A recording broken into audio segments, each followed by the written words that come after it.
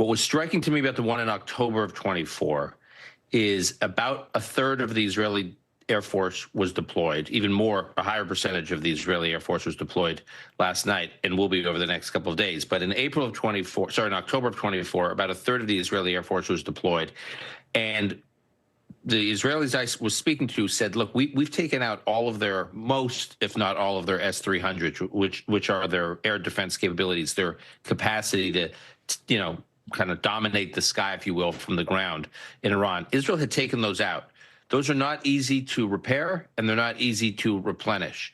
And once Israel had done that back in October, as one guest on my podcast put it, Rich Goldberg, he said, the Ayatollah has no clothes. Iran is totally naked. So now it's just a matter of when Israel wants to do the big operation. But that October operation created a lot of space and time for Israel to do what it did last night. And I think it will be doing over the next few days. To your question, I've got to tell you, I've looked at some of these responses from some members of the U.S. Senate, Jack Reed, Chris Murphy. They're shocking.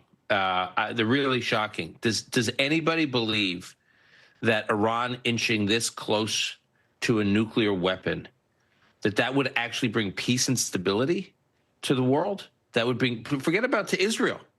What about to the Middle East? What about our other allies in the Middle East? What about to Europe? What about to the broader world? I mean, if Israel, here's one way to think about it, Joe.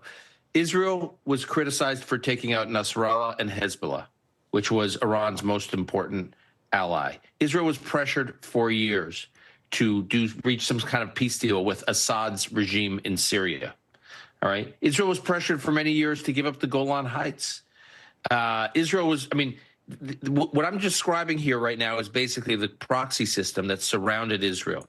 And Israel systematically took out Iranian proxies. The regime in Syria fell, the Assad regime, after being in power for 53 years. Iran was at its weakest moment.